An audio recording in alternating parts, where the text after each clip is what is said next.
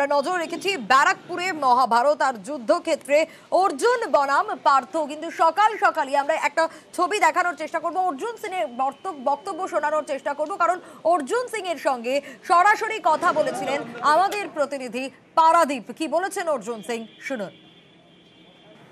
Big day, election day.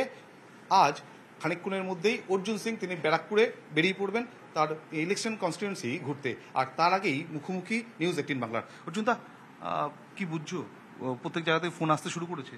হ্যাঁ, 2-3 জায়গায় এখনো ডিস্টারবেন্স হচ্ছে। একটা আমডাঙ্গাই হয়েছে 198, 199, ওখানে সেন্ট্রাল ফোর্স নেই, ওখানে আমাদের এজেন্টকে মেরে বের করে দিয়েছে। আর 123 আমডাঙ্গাতে এজেন্টের অ্যাপয়েন্টমেন্ট লেটার ছিঁড়ে ফেলে দিয়েছে। সেন্ট্রাল ফোর্স আছে তা সত্ত্বেও।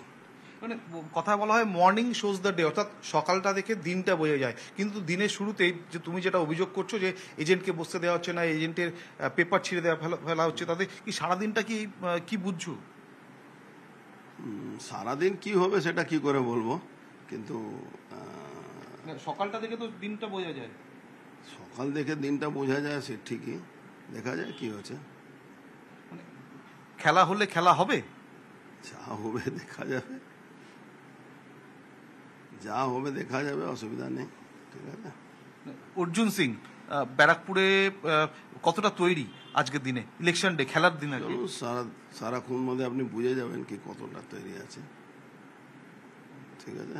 পাওয়ার প্লে কটায় শুরু হবে? মানে এই যে আইপিএল চলছে, টি-20 চলছে, টি-20 ম্যাচে পাওয়ার প্লে এখন তো খেলাটা শুরু হলো না, খেলাটা শুরু হতে দিন, বুঝতে পারবে। সকাল থেকে এই এজেন্ট তুলে দিচ্ছে, এজেন্ট বসতে দেওয়া হচ্ছে না, যে অভিযোগটা তোমার কাছে আসছে, মানে তাতে কি করণীয়, কি করবে? দেখুন, এখন তো লেটেস্ট স্টার্ট, আমরা একে বলেছি, কি নাম,